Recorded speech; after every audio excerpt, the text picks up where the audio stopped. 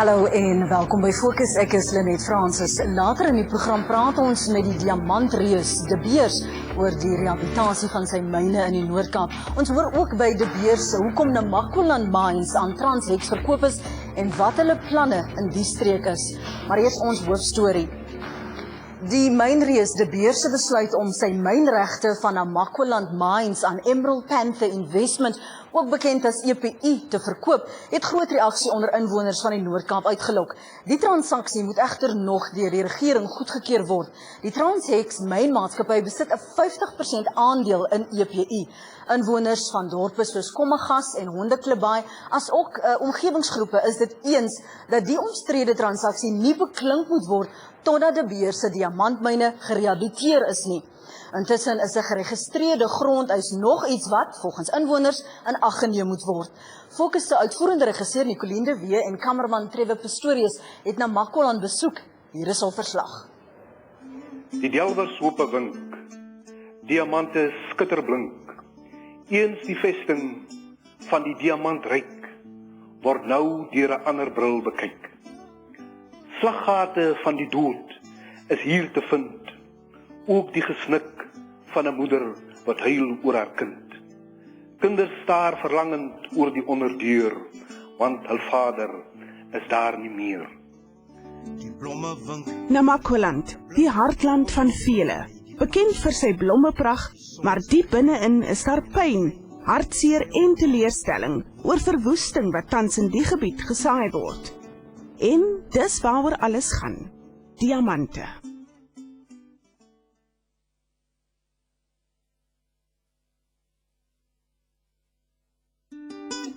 Hondeklibaai is 'n klein Namakwalandse kusdorpie in die Noord-Kaap. Inwoners het in die 50er jare hulle grondregte verloor weens die vorige regering se groepsgebiedewet. Hondeklibaai is in 1954 geproklameer. Vandag eis sowat 40 gesinne hul grond terug, wat uit meer as 10 plase bestaan. En op die grond is kosbare diamantmyne, baie van hulle ongerehabiliteerd. Baie mense is werkloos en De Beers het ons oor die jare maar nog net dat ons die afhanklikheidssyndroom, want ons het vir jare het ons mense gewerk binne in die myne in geen skills was getransfer nie, want jy moet amper, kan ek amper sê, die donkey approach, sit klappe op jou oor, jy moet net leer hoe om die grater te hanteer, jy moet net die machinery binne in die myne, maar ander skills was absoluut onder geen omstandighede getransfer om miskien ander velde en goed te sien. So baie van die werkers was so afhanklik nou van De Beers en hulle is eintlik net myners gewees, hulle kan net gemyn het. Maar dis die einste grond wat vroeër vanjaar deur die diamantreus De Beers aan Transhex vir 225 miljoen rand verkoop is. Die minister van Mynbou, Susan Shabangu, se stempel is al wat kort om die transaksie te wettig. Dis egter iets wat Namakwalanders warm onder die kraag het. Wat is die motief om weer vir Transhex 'n kans te gee, aangesien ons weet wat Transhex se kapasiteit is en hulle het nou nog absoluut geen sosiale verantwoordelikhede nagekom nie. Ons weet nie wanneer die ommeswaai kan kom, die dinge daarom ten gunste van die minder bevoorregtes kan kom. Want op hierdie stadium is dit nog net armoede wat die mense in die gebied in die gesig staan. Die rykdom in die minerale kom hier vanaf. Want as jy net die rykdom van diamante in die myne nie. Ons het byvoorbeeld die see, hulle het nou onlangs olie en gas ook ontdek hier in die gebied. So gegeewe dit, ons drink nog net altyd in die agterspene en dit is krukdroë pramme wat ons insuig. Tydens Fokus se besoek het veiligheidswagte wat normaalweg 24 uur aan diens moes wees, geskitter in hul afwesigheid. Die gebrek aan rehabilitasie van Namakwa se diamantmyne is tans 'n doring in omgewingsbewustes se vlees. Daar is vir baie vrye toegang tot sekere myne en veiligheid is 'n groot kopseer. Transhex het 10 jaar gelede uit die gebied onttrek en die verval is duidelik sigbaar. Onwettige mynbedrywighede het in sulke oop en onbewaakte myne sy oorsprong gekry. En met beperkte mannekrag kan die polisie ook net soveel vermag. Met die sluiting van die myne was die sekuriteit by die myne afgeskaal. Die polisie patrolleer sporadies. Die patrollies is inligting gedrewe. Hoewel onwettige diamantdelwery nie juis groot mynmaatskappye finansiële knou gee nie, word daar tog vrae gevra oor die maatskappye se maatskaplike verantwoordelikheid. In Kommegas net buite Springbok is 2 gesinne nog in rou oor die dood van hul geliefdes. Marco Mulford, 26, en sy oom Patrick het gesterf toe hulle op De Beers se eiendom vir diamante gegrou het. 'n Sandval het op die 2 mans ingeval. Hoe gouer hierdie De Beers kleinse nou weer kan in werking kom, maak nie saak of dit nou NDC is of Transhex, van hierdie vorige ouens, hierdie ouens wat kom ek sê die diekers, wat die onwettige ouens, hulle het hulle net in 2-3 baie het hulle oor die 140.000 karaatstene verkoop wat hulle uit Natteboy uitgehaal het. Toe die mense optog gereël Natteboy, en toe het hulle nou blykbaar nou gestop. Nou die mense geskuif na Brazil en daar waar hy 2 mannetjies dood verongeluk het, na Mitchells Bay. Vroue en kinders is ook by die onwettige bedryf, oftewel digging, betrokke. Volgens die diggers is hierdie 'n harde wêreld, en veral as die polisie toeslaan. Ons gryp ons tools in 'n hardloop ons nog weg. Sodra hulle agter die myn se hoop kom daar, hulle lê ons agter 'n hoopie tussen die bosse hier. Dan sien hulle nie vir ons nie. Dis waar hulle 4 wapens skote skiet en dit is goed. Hier ons maak ons nie skade daar nie, ons maak mekaar seer daar nie, ons maak kleeopie daar oor mekaar so voetie. Ons help mekaar, ons liewe saam. Die rykste man het die permit en die armste man sit sonder kos op sy eie grond. Ja, van Bouwersbank af tot in kleinste is Kommegas se grond. En daar is 'n ryk myne. Hier is dit 'n gekap en 'n geskit, soms heel dag en nag. En dan word sakke vol grys huis toe gevat om gewas te word. Dis die band, die diamant, hy lê in. Hy word nou uit mekaar gemaak en dan word hy nog op water gesien. As jy hom was, dan kom hy uit. En by die huis word daar fluite gekap, weer gesif, gewas en later fyn gekyk. En dan is daar iets wat blink, wat later aan kopers verkwansel word. Vir baie het die swaar kry tweede natuur geword. Dit sal môre nog daar wees, net so seker as wat Namakoland volgende jaar weer haar blombaadjie aantrek.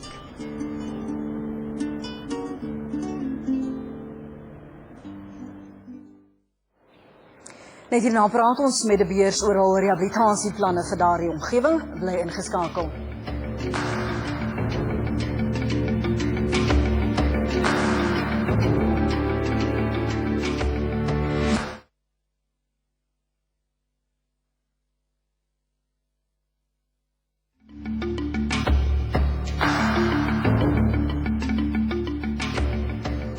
Welkom terug by Fokus. Ons het sopas gesien dat die redes waarom we staan daar groot vrae is oor De Beers se verkoop van Namakoland Mines aan Emerald Panther Investments beperk. Onbewaakte en ongerehabiliteerde diamantmyne is duidelik 'n groot probleem wat nou ook gelei het tot onwettige mynbedrywighede in die streek. Fokus het 'n skriftelike uitnodiging aan Transhex gerig, maar die maatskappy het ons uitnodiging van die hand gewys. By my in die ateljee is die hoofbestuurder van De Beers se Namakoland Mines, Christy Pisane. Good evening and thank you so much for your time, Mr. Pisane. Good evening, Lynette. Let's quickly just discuss the reasons that De Beers decided that they wanted to sell their mining rights to EPI and your withdrawal from those particular mines. I just want to state, Lynette, that De Beers is not withdrawn from Namakoland Mines. De Beers is still currently in Namaqualand mines. We are very actively busy with rehabilitation as we speak, and De Beers will continue to be in Namaqualand mines. Okay. Maybe I can take this time Yes, please, quickly. that before I answer to any specific questions, so just to put two messages to the people of Namaqualand and to you, Lynette. The first of those messages is a personal one. Lynette, I was a general manager of the cleansing operations in Namaqualand mines in 2007. And there I can tell you, I am back here in 2011 as a general manager for the whole of Namaqualand mines. If there's any personal message I want to put out there to the Namaqualand people, is that Christy wants to continue to come back to Namaqualand with pride. I want to be able to bring my beautiful wife and my kids to Namaqualand at all the times, because as I walk into Namaqualand and I drive into Namaqualand, what I want to see the jobs. I want to see the jobs as a result of the initiatives that I, Christy, together with key stakeholders in Namaqualand, are working on today in 2011. And I hope those jobs will be there for many, many, many years to come. The fact that you worked in that area familiarizes you with the area and the culture of the people and their work ethic.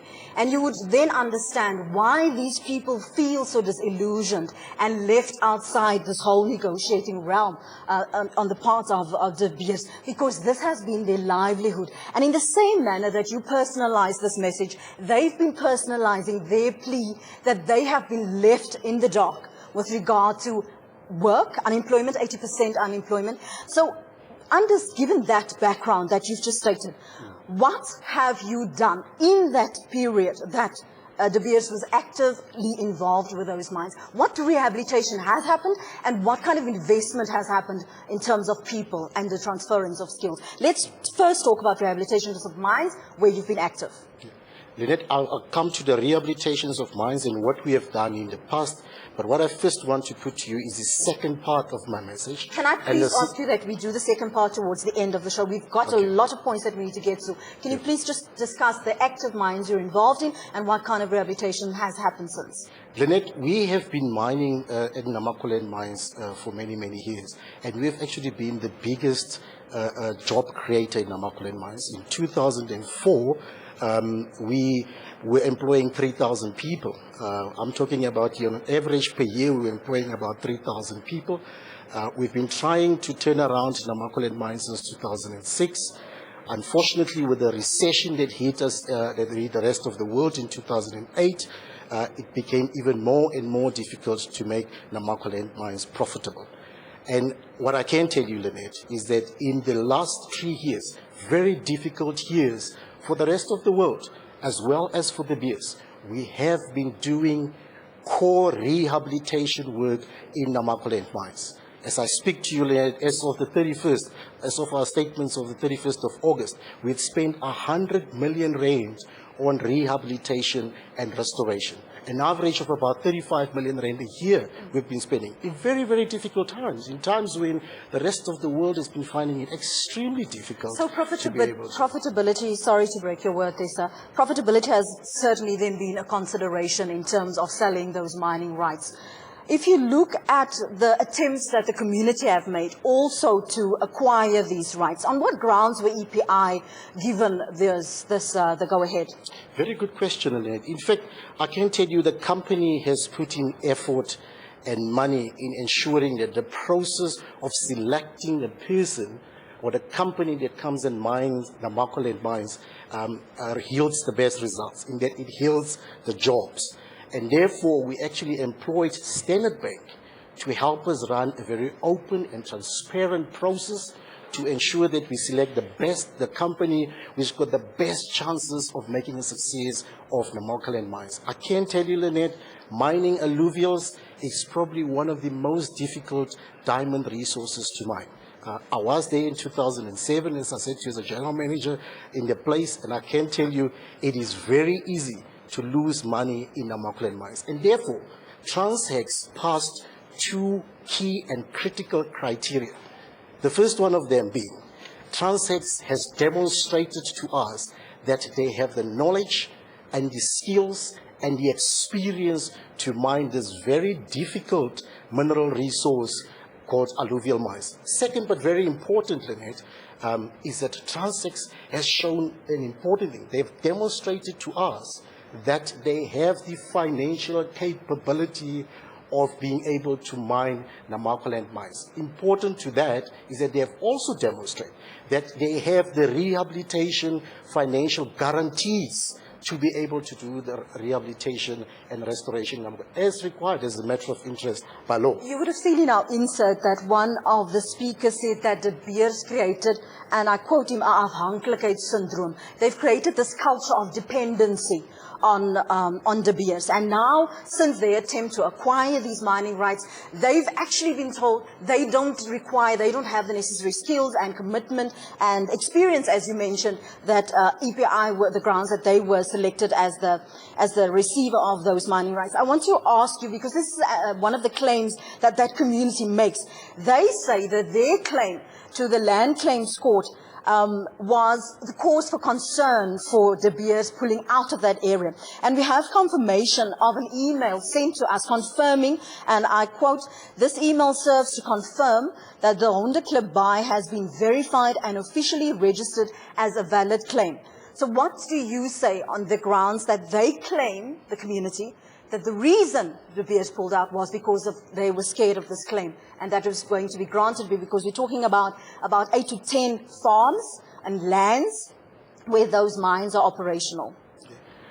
Lynette, I can tell you one thing, is that De Beers is not gone out because of the land claim. We are fully aware of the land claim. In fact, as a matter of interest, the land claim was gazetted in 2008. We have actively been engaging with the Hondeklip community bar. In this particular instance, Mr. David Marcus himself. We have actively been engaging with the Land Commission, and what we are still awaiting as a company, we're still awaiting the claims form, which spells out and details the information that gives you what the land claim is based on. Okay. Where I am, we have not received that information yet, and therefore we couldn't be scared of a claim like that when we don't even know what a claim is all about. We're still awaiting that process to unfold, and we're waiting for the Land Commission to provide us with necessary information, and we'll take it from there. So after the break, we'll continue this discussion about rehabilitation. Ons gaan hierdie gesprek voortsit, bly ingeskakel. Net hierna praat ons verder.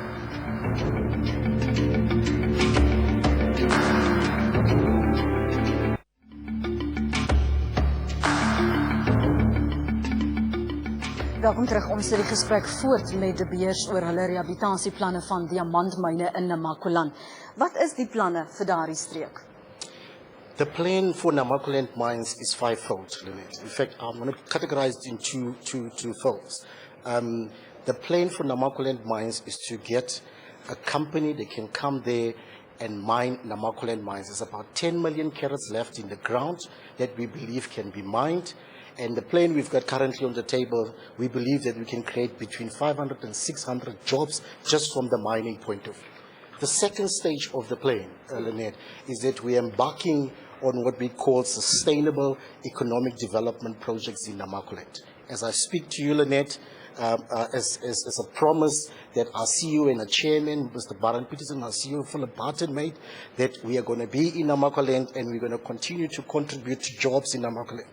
What they have done is that they have lived up to their promise. They have put their money, he's put his money where his mouth is, in that we've just invested 40 million rand in an abalone project in Namaqualand. As I speak to you, the first abalone species will be going into the water tanks this coming week. But you do realize the majority of the people's skills they are mining, so they have to be retrained, I would imagine. In fact, we have just employed 23 young people from Namaqualand. We brought in people from Cape Town, ex-INJ experienced people, and they came and they trained those individuals with skills to be able to build the tanks. They've just finished 120 tanks. As I said to you, we will be opening this abalone project at the end of November with our chairman, with our CEO, with a few other ministers. What we're looking at doubling the number of employments just on the Abalone project by the end of next year. And we're looking at a bigger picture here is in 2 to 3 years' time, we'd be employing between 80 and 100 people just on the Abalone But project. what do you as a do in matter of terms of the mines? Because these people then have to be retrained. Jy sal met my saamstem, 23 werkers is 'n druppel in die emmer.